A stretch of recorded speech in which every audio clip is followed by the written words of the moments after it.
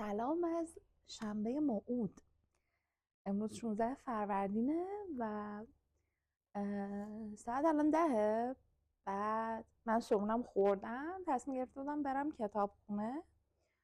داشتم با همسرم صحبت میکردم، میگفت فاطمه تهران قفله و اگر نیومدی بیرون از خونه نیا. یعنی از ایناست که رو مپ میزنی میبینی 20 دقیقه راهه و وقتی میخوای بری میبینی 1 ساعت و نیم همون 20 دقیقه رو تو راهی.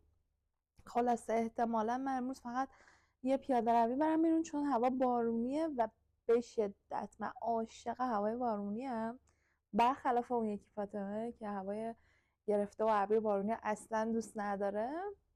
و واقعا مثلا وقتی هوا بارون میشه هم خوشحال میشم بر خودم که هوا بارونه به به فلان نه، هم ناراحت میشم برای فاطمه که دوست نداره هوای بارونی و اینکه مثلا دلش نگیره و اینا.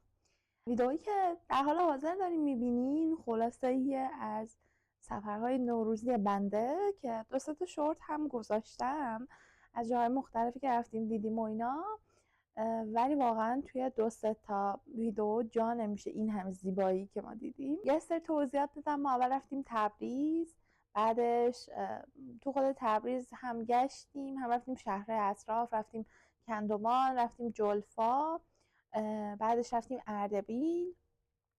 اردبیل هم رفتیم مشکین شهر، رفتیم سرین و یکم هم خود اردبیل و 2 روز آخر سفرمونم که احتمالاً ویدئوهای زیادی ازش در دست نباشه به خاطر اینکه همش رو داشتیم استراحت می‌کردیم، رفتیم اصالم و یکی از روستاهای اصالم به اسم آسیابشم بود که ببین عاشقش شدم، با اینکه کلی راهش سخت بود چون که همش هی آسفالت، خاکی، تپه و چاله و اینا بود، ولی ویو بی‌نظیر. یعنی ما صبح بیدار می شدیم و اون جایی که گرفته بودیم کلش پنجره بود و ویوی روبروت کوه و جنگل بود و یه رودی که همون پای میرفت و صداشو میشنیدی و خیلی خوب بود، خیلی خوب بود، خیلی چسبید به من. یعنی اصلا بهترین شروع 1404 اگر شکلی میخواست داشته باشه احتمالا همین شکلی بود. حالا ویدئوشو براتون میذارم و بهتون میگم که چیکار کردیم و کجا رفتیم.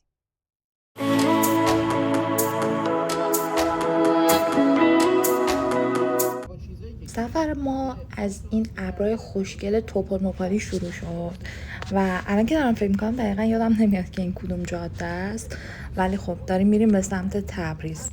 کندومان اولین جایی بود که رفتیم سراغش رو دیدیمش. همه خونه ها این شکلی دوش ساخته میشه و یه پسر خیلی مهربونی ما رو برد و خونه‌شونو و همینی که تو تصویر میبینین بهمون نشون داد. رفتیم اونجا نشستیم، عکس گرفتیم، بعدش رفتیم طبیله‌شون رو دیدیم و اصلاً بوی خوبی نمی اومد از اونجا و بعد اونم رفتیم سراغ مغازه‌شون و تا میتونستیم ازشون حمایت کردیم و خوراکی‌های خوشمزه تبریز و کندومان رو خریدیم و آوردیم به خونه. هوا هم سرد و مطلوب بنده بود.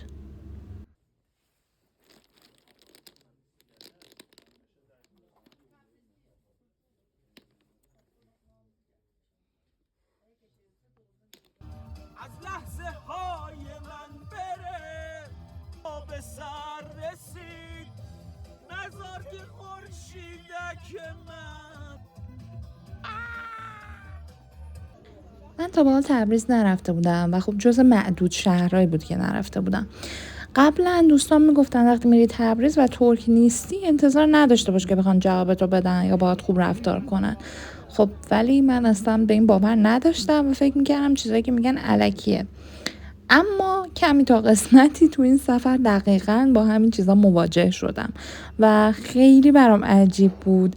اگه آدمه میدید که تو ترک نیستی و ترکی بلد نیستی، حتی بسته به اینکه چه کاری داشت. مثلا اگر ویتر بوده توی یک رستوران یا کافه‌ای، یا اینکه مغازه‌دار بوده یا هر کار دیگه‌ای، بهت خدمات کمتری میداد به نسبت اینکه همون خدمات رو به طور کامل به اون آدمایی که ترک بودن و ترکی بلد بودن صحبت کنن میداد و این خیلی برای من عجیب بود. یعنی نمیتونستم باور کنم ما توی سال 1404 و سال 2025 میلادی هستیم ولی هنوز و همچنان همچین چیزهایی وجود داره و خیلی برام عجیب بود. اما تبریز یه شهر بسیار خوشگلی بود.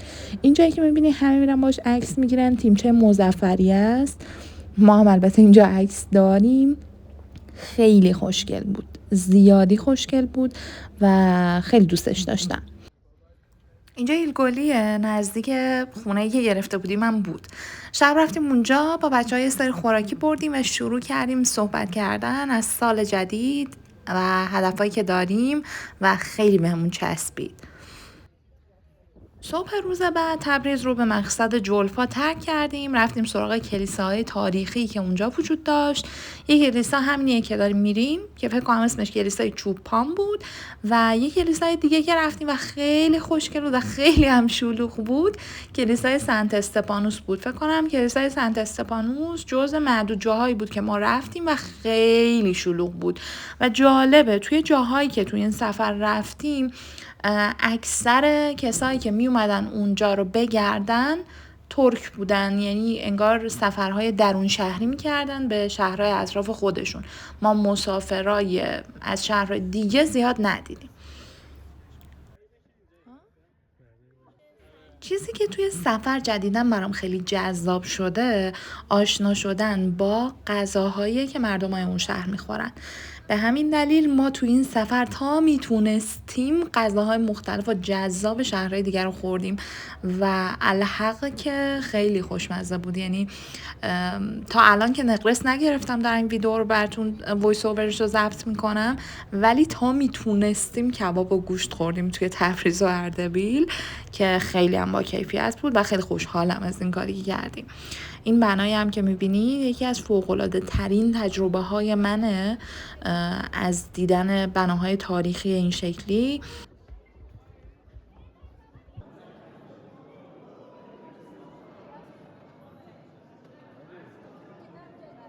و آسمون رو نگاه. آسمون بخش زیادی از سفر ما رو به خودش اختصاص میداد، به خاطر اینکه هر روز پام شدیم و میدیدیم به این چه ویویه، به این چه، واقعا چقدر ایران قشنگه. و من جز اون دسته از آدمام که با دیدن طبیعت واقعا خیلی حالم دگرگون میشه و خیلی حالم خوب میشه.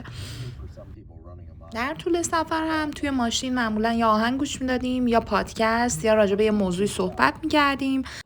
میونش بگم اینجا مشکین شهر و پل معلق مشکین شهره و من دارم یه سری تز ارائه میدم مبنی بر این که اگر همین الان ما سقوط بکنیم من میتونم چه کاری بکنم برای اینکه نجات پیدا کنم، به خاطر اینکه بسیار بسیار از ارتفاع میترسم و اینجا قلبم داشت میومد تو دهنم.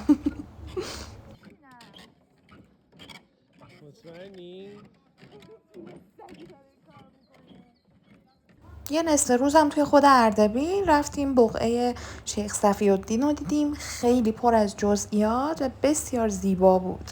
شبا هم اگه خسته بودیم ما نمیخواستیم بریم بیرون و اینا، مثل همین ویدئویی که داریم میبینیم میشستیم و فیلم میدیدیم. به نظرم مهمتر از خود سفر همسفر است. و حالا علاوه بر من و همسرم ما 2 همسفر خیلی خوب داشتیم که خیلی بهمون خوش گذشت باهاشون. بعد از اقامت 4 روزه در تبریز و 2 روزه در اردبیل راه افتادیم به سمت اسالم زیبا و فکر کنم از جاده خلخال به اسالم یا نه از نزدیکیاش رفتیم که باز طبیعت خیلی ما رو هیجان زده کرد. و صبح روز آخر هم رفتیم ساحل گیسوم که خیلی اونم چسبید و البته خیلی هم شلوغ بود. رفتیم اونجا که دریا ندیده بر نگشته باشیم و خیلی خیلی حسابی و من خوش گذشت. فکر می‌کردم خیلی ویدیوهای بیشتری گرفتم از سفر، اما الان که میبینم انگار که رو ابرا بودم و رو زمین نبودم و کل این 10 روز شده یه ویدیوهای 7-8 دقیقه‌ای و خب دست اوکی. اما نکته آخر، وقتی میریم مسافرت توی طبیعت آشغال نریزین. ممنون که این ویدیو رو دیدین. با لایک و سابسکرایب ما رو خیلی خوشحال میکنین.